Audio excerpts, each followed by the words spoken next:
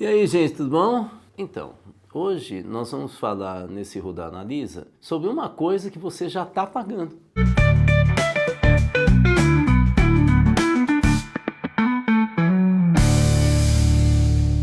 É impressionante. A gente acha que imposto a gente só paga quando a gente faz declaração de imposto de renda. Na verdade, a gente paga na energia. A gente paga quando compra sabonete, quando compra uma cerveja, Ou seja, existe um tipo de imposto que é um imposto indireto que está embutido no produto que a gente não vê. Como a gente tem uma política regressiva com o imposto, que eu vou explicar daqui a pouco, a maioria da população brasileira que é pobre contribui muito mais para o total de impostos arrecadados pelo governo do que os ricos. O Rudá Analisa de hoje é sobre tributação no Brasil. Se você vem acompanhando os nossos videocasts, eu peço que você, se não, já não fez isso, entre nos canais. Esse aqui é um que você está vendo, mas a gente tem também no Spotify, além do YouTube e do Instagram. Entre nos nossos canais e se inscreva. Além de se você se inscrever, por quê? Porque a gente está querendo fazer uma comunidade. Se a gente quisesse ganhar dinheiro, a gente estava cobrando, mas a gente não está cobrando. Então a gente quer o quê? Comunidade, que a gente discuta e tal.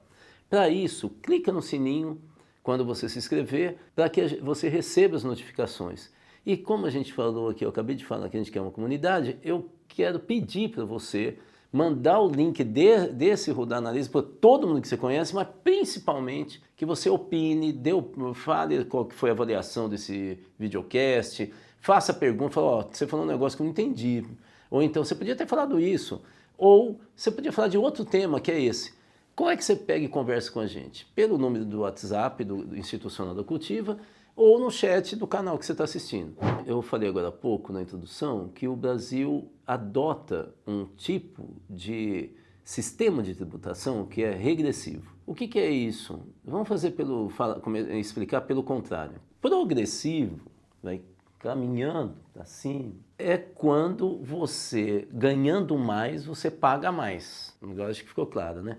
Quando é regressivo, quer dizer que quanto menos você ganha, mais você paga imposto. Parece uma coisa de louco, mas só para vocês terem uma ideia, os 10% mais pobres do Brasil gastam com imposto 1/3 da sua renda. 30% da sua renda vai para pagar imposto. Lembra que eu falei? Mesmo que ele ganhe pouco, um salário mínimo, ele acaba, aqui em São Paulo é 1.800, no Brasil é bem menos que isso, ele acaba comprando um copinho de água, comprando algum outro tipo de serviço ou alguma mercadoria e está embutido imposto. E os mais ricos? Os 10% mais ricos. De vez em quando eu dou uma olhada para o lado, que você não sabe, mas tem uma tela ali que me salva. E aí eu falo, será que é isso mesmo? Então o negócio é o seguinte, os 10% mais ricos do Brasil pagam menos de 20%, ou seja, menos de 20% do que eles recebem, né? Por mês, vai para imposto. Os mais pobres pagam 30%, os mais ricos pagam menos. Você já deve ter visto aí um monte de gente falando, quem tem lancha não paga imposto, mas quem tem a barraquinha de cachorro-quente que vende na fábrica ou perto do campo de futebol, ele paga. Entendeu o que é regressivo e progressivo? Então, isso é uma injustiça tributária do Brasil. Aí você vai falar, mas por que, meu Deus, que o Brasil é assim? Porque nós tivemos 300 anos de escravidão no Brasil. Você sabe o que é 300 anos de escravidão? Não forma uma pessoa, não forma só uma classe social, forma a cultura de um país, os valores. Então, o que acontece? Os mais ricos acham que eles geram emprego. Eles é que fazem a riqueza e o PIB do Brasil. Tanto que eles se chamam de setor produtivo. Ou seja, você, a gente é o quê? Vagabundo, porque nós não somos do setor produtivo. Nós somos trabalhadores, mas eles que ficam lá contando dinheiro, aplicando, eles acham que eles são o setor produtivo. Essa é a visão. Eles não conseguem entender que sem trabalhador, eles não ganham um centavo. Vai ele lá para a fábrica fazer o carro? Ele não vai. Então, o fato básico é que nessa visão de um país escravocrata com 300 anos, imagina, 3 séculos, né? Humilhando uma pessoa e falando, vai lá pegar a manga para mim, não, essa manga, joga na cara e não sei o que tal. Esse cara, ele acha que ele manda mesmo. E se ele manda, e se ele faz o país, se ele é tão importante assim, pra que vai penalizar o cara? Ele que está construindo o país. Agora, a mesma coisa acontece do outro lado. Os mais pobres, você já imaginou Um cara cujo pai era escravizado, o avô e a avó era escravizado, tataravô, tal, qual é a perspectiva que ele tem de futuro? Ele ser escravo. E aí, o que que acontece? O cara fica revoltado, vai pegar e reagir contra alguém que está dando de gostoso em cima dele, e aí vem a avó dele e fala, netinho, não reaja, porque nós é que levamos na cacunda. É uma memória atávica de quando o cara se revoltava e ele levava chicotada. Isso cria uma alma do país. Aí fala, não, por que a gente não sai na rua? As pessoas saem na rua, mas para ir para o 25 de março, ir na feira e tal. Agora, sair para se expor no Brasil, o que vem na cabeça? E o que eu levo com isso? E se a polícia bater em mim? E se eu perder o emprego? Quanta gente falou que o Lula, quando era dirigente sindical, fazia greve e eu perdi emprego por causa disso. Eu já ouvi isso. Eu falei, você era de que fábrica? Aí o cara começa a gaguejar. Porque ele fala meio que tá na onda, né? Vocês entenderam por que o imposto é regressivo?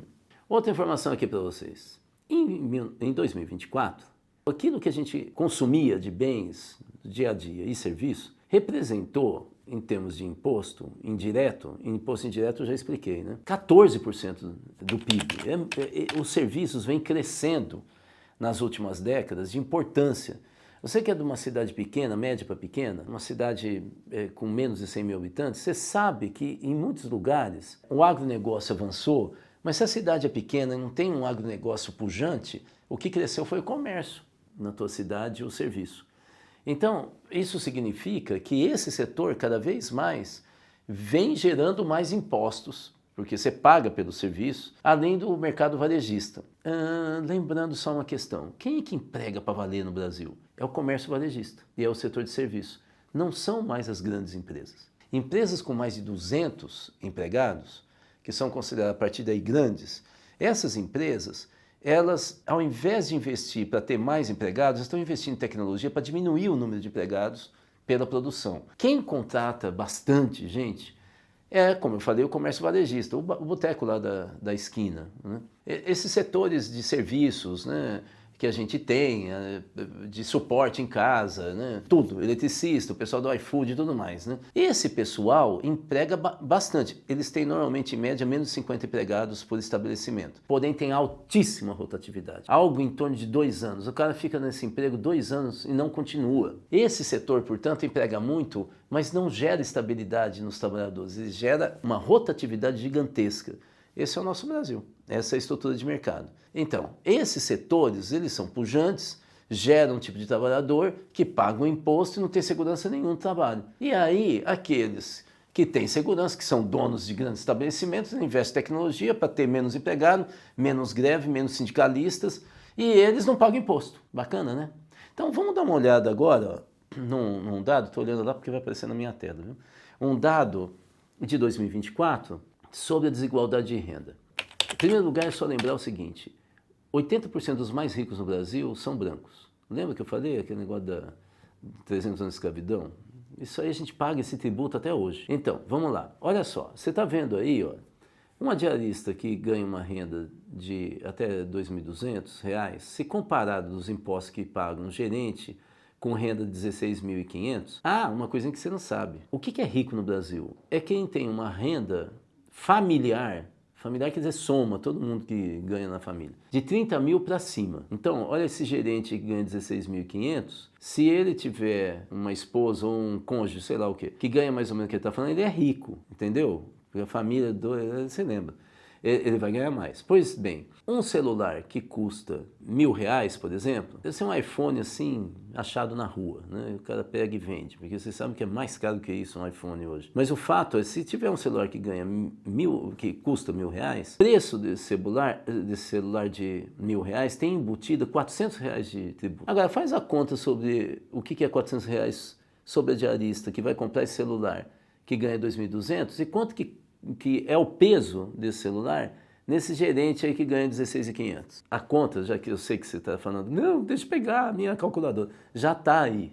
Dá uma olhada na barrinha e você vai ver que para a diarista, esse celular que ela comprou, que está embutido R$400, significa 18% da renda dela. E para o gerente, o verdinho ali, deve ser palmeirense, ele significa 2,5% só da renda que ele recebe. Então, é 7 vezes mais o peso da compra do celular, dos impostos embutidos nesse celular, para a diarista do que para o gerente. Entendeu o que é imposto regressivo?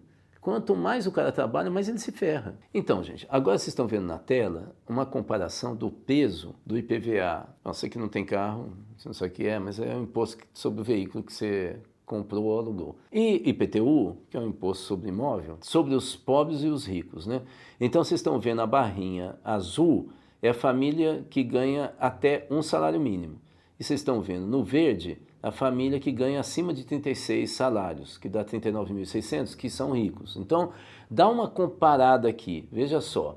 Os pobres pagam IPVA 410% a mais que os ricos. Você está vendo ali IPVA, né, que é o imposto sobre o carro, né?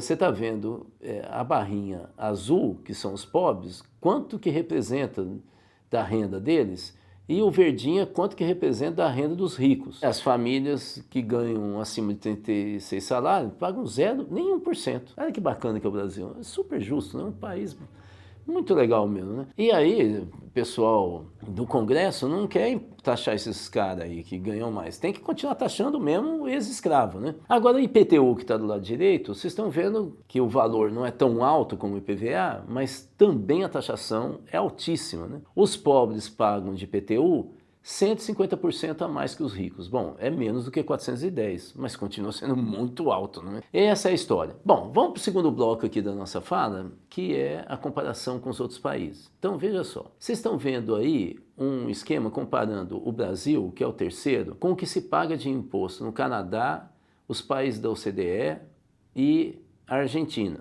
Tem uma questão só que valeria a pena você saber. O vermelhinho é o imposto sobre consumo. Bom, todo mundo consome, né?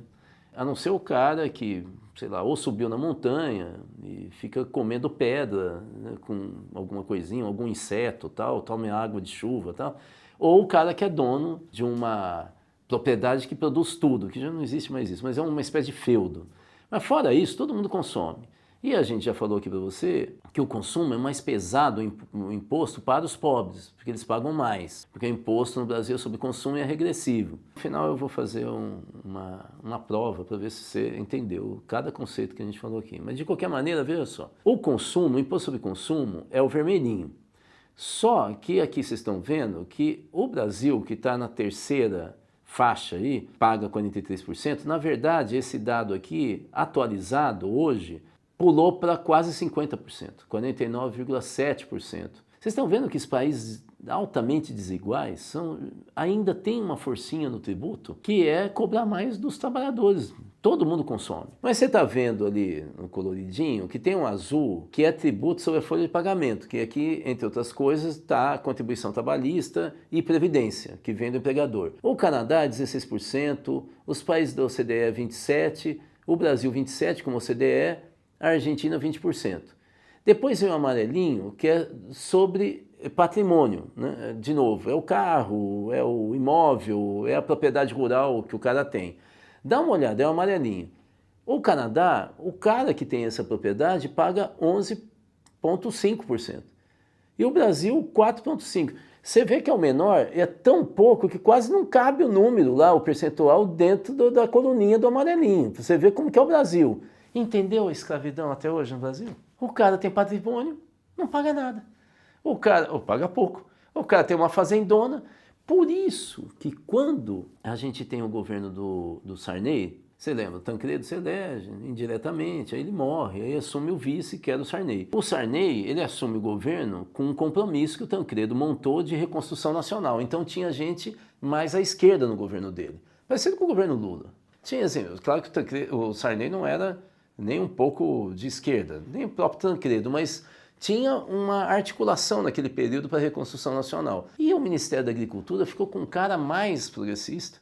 E o presidente do INCRA, que eu tive a sorte de ser amigo dele, que era o Dr. Zé Gomes da Silva, o pai do Graziano, que foi do Fome Zero, lembra?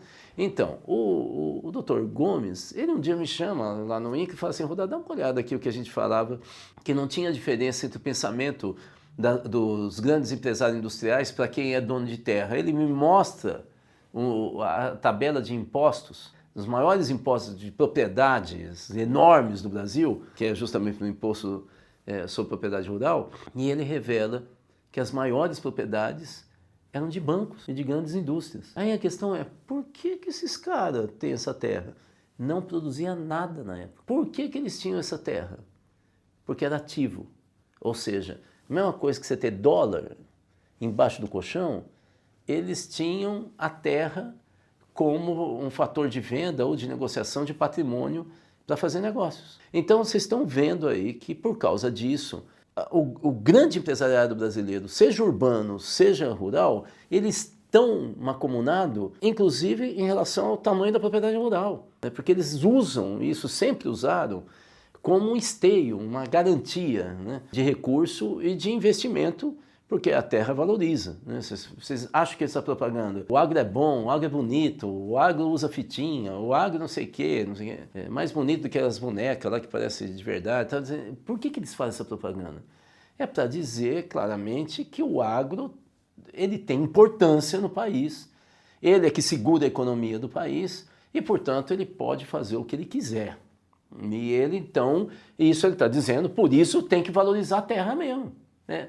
É disso que eles estão falando. Bom, vamos para o último passo, que é a gente entender o que é que o governo federal, o governo Lula, vem propondo e por que deu a gritaria geral, principalmente da grande imprensa. E aquela briga, o Huguinho chamou o Zezinho, o Luizinho, falando, não, nós não vamos deixar de jeito nenhum esse negócio. E aí começa a campanha dos ricos contra os pobres, né?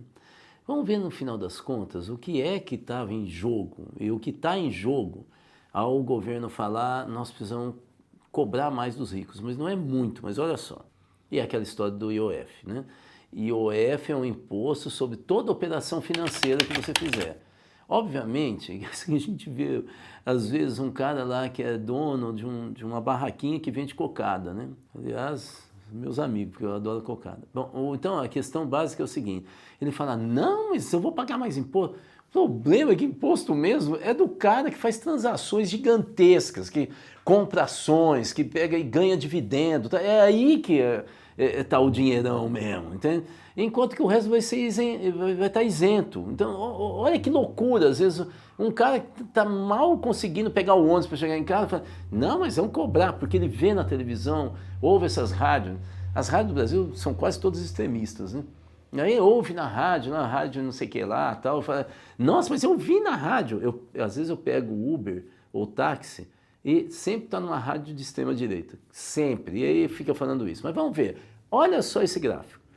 Esse gráfico mostra pra gente, nas colunas em preto, como que é o tributo que se paga no Brasil por faixa de renda. Então, que é salário mínimo, né? Então, vocês estão vendo que vai subindo, vai subindo, vai subindo, até chegar na classe média tal, e o cara vai ficando mais rico, vai baixando. Tá vendo? Dá para você ver que é uma curva do preto? Esquece o azul, fica só no preto, tá vendo? Agora, veja o que aconteceria se essa proposta do governo passar. Esse gráfico foi elaborado pela economista Juliane Furno. De qualquer maneira, dá uma olhada no azul. Então aqui o azul é a simulação do imposto proposto. Olha como que vai subindo na medida que a pessoa passa a pagar o imposto de maneira justa, que é chamada justiça tributária, né? Ele ganha mais, ele paga mais, né? Olha o que acontece. Aí o país ficaria um pouco mais igualitário. E aí vocês vão falar, não, mas isso é uma injustiça. Mas a gente acabou de ver que o cara mais pobre paga exatamente aquele percentual que está no azulzinho no topo. O pobre paga hoje no Brasil 30% da sua renda. Então qual é o problema de pagar 30% sobre o lucro que ele recebe? Qual que é o problema? Ele continua rico, ele não vai ficar pobre. Aí volta a questão da escravidão no Brasil e da cultura.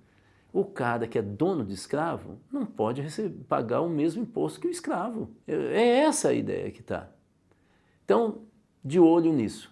Então, nós estamos terminando esse Rodar Analisa. Eu sei, é cheio de dado, gráfico e tal, mas eu acho que você entendeu. Você entendeu que nós temos uma cultura no Brasil de que quem é dono de terra, dono de de empresa tal, ele acha que ele é mais importante para o Brasil e por isso ele não pode ser penalizado pelo imposto. Já o trabalhador lascado, ele tem emprego por causa de um favor desses caras que são donos. Então, se é um favor, ele tem que pagar. Ele tem que pagar por quê? Porque afinal o SUS não é para ele. Então, paga, filho. Então, isso aqui o SUS é para o rico também. Vocês devem estar vendo um monte de matéria. Uma pessoa fala assim, não, um cara do Canadá está maravilhado com o SUS, ele quebrou a cabeça no Rio de Janeiro, que ele estava lá andando na praia, tal, escorregou, caiu, e ele não pagou nada, inclusive os remédios tal. O SUS é para todo mundo, não é só para quem é mais pobre. Então por que o rico não paga para valer imposto para a gente ter uma escola pública de melhor qualidade? Veja, na França, primeiro-ministro, presidente da República, ele só é valorizado para estar no cargo se ele passou por escola pública. Quem estuda em escola particular na França é gente mais ou menos, que não foi bem na escola pública. E no Brasil, principalmente, não a universidade, mas principalmente a educação básica, que vai até o ensino médio, a gente pensa o contrário, né? Então, tem que ter investimento, e pesado mesmo, e dos ricos, né? E não é assim eles pegarem e começar a mandar nas escolas públicas, né? Esse negócio de privatizar a gestão.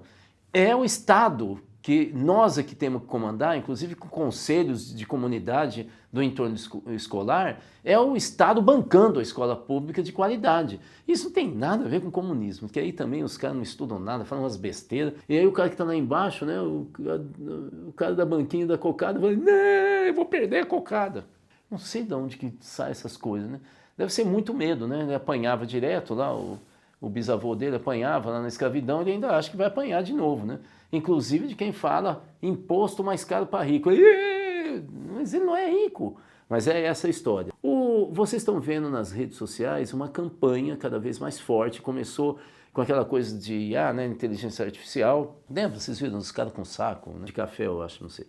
Nas costas, né? Que era casa de trabalhador mesmo, Dona Maria, o seu Pedro, né, tal, carregando e falando do imposto, né? Essa é a campanha que pode alterar o Brasil. E a gente voltar a falar da nação e não da saída individual. Pobre, se achar que a saída é individual, eu vou ser honesto, cortar a unha, tomar banho 2 vezes por dia, tal, né? Você sabe quantos dos pobres no Brasil que nascem pobres morrem pobres? 90%. Isso é uma ilusão. E eu vou explicar por quê. Porque na hora que você compete com um filho de rico, ele já tem a vida mais ou menos feita. Se não tem feito, ele tem garantia. Se ele abrir um negócio ou ele perder um emprego que dava uma grana para ele, a família dele banca enquanto ele está desempregado. Ele em casa, ele tem um monte de acesso à internet de banda larga de alta velocidade. Ele fala, eu queria aqueles videogames. Ele acessa o videogame que ele quer, é só chorar um pouco mais. Ele tem aula de inglês, de sânscrito, de chinês e tal. O cara vai jogar, tem quadro lá no fundo de casa, então lá na faculdade do pai e tal. Como é que um pobre, negro, inteligente, trabalhador vai competir com esse cara que tem tudo, que tem estímulo, tem dinheiro? Ele já sai na frente. Claro, se for um branco, rico, vagabundo, claro que o negro, o inteligente, trabalhador vai chegar perto dele, mas a chance dele ter uma vida igualitária no futuro é mínima. Claro, aí ele vê uns filmes e fala, não, mas o cara, olha, ficou rico, né? Olha no Brasil, 90% dos pobres no Brasil morrem pobres. Por tudo isso que eu acabei de falar aqui, sobre a injustiça tributária no Brasil, entre outras coisas. Pelo salário de fome que se paga no Brasil. Você olha depois no Diese, quanto que deveria pagar um salário mínimo, que a lei define o que é que o salário mínimo, por que ele chama mínimo, o que ele paga. Nos valores de hoje, seria muitas vezes mais do que se paga, né? Mas é uma luta. Agora vocês estão vendo os liberais falando, não, mas nós temos que desvincular o aumento real do salário mínimo da Previdência.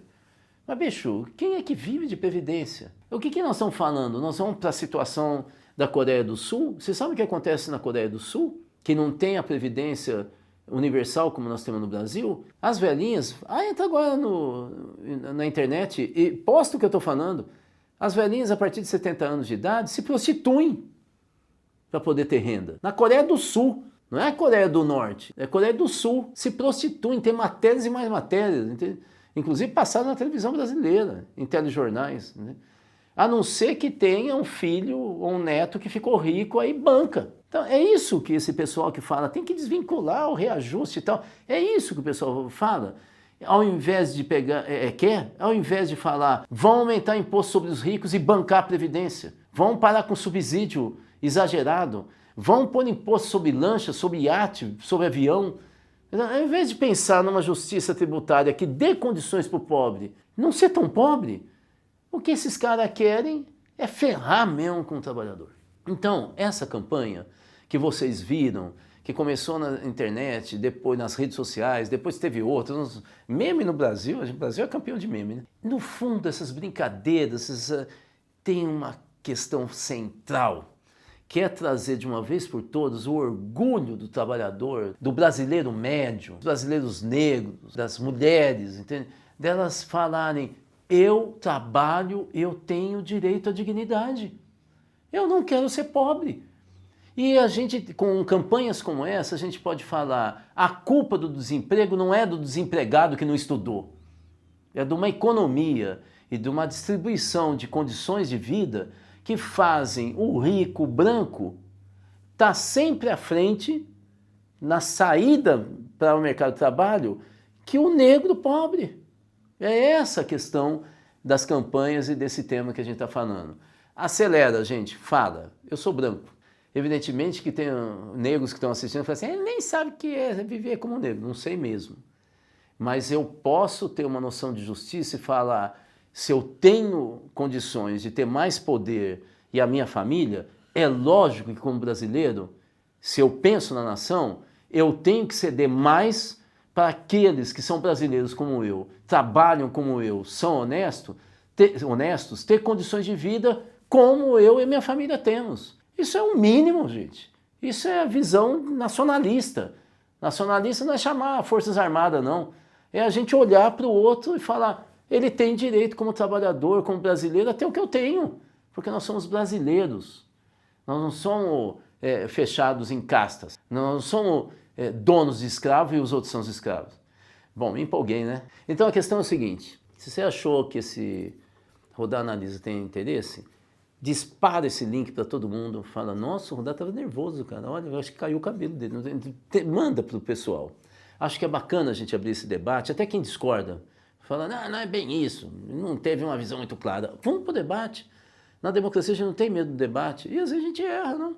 A outra coisa, se inscreva nos nossos canais, nós estamos chegando perto de 7 milhões de inscritos, falta você para chegar. E mais do que isso, clica lá no sininho, depois de inscrever no Instagram, no YouTube e no Spotify, clica no sininho, manda suas perguntas através do chat desse canal que você está assistindo ou através do número do WhatsApp e acompanhe todos os nossos videocasts que tem com a Mafê, tem a Mafê com o Leandro, a Mafê entrevistando um monte de gente e tal. Tem esse Rodar Analisa e tem o Fala Rodar, que é para responder suas perguntas, tá bom? Inté. Esse programa é um oferecimento do Instituto Cultiva, mais de 20 anos com foco na educação para a cidadania e participação social. Saiba mais no site institutocultiva.com.br.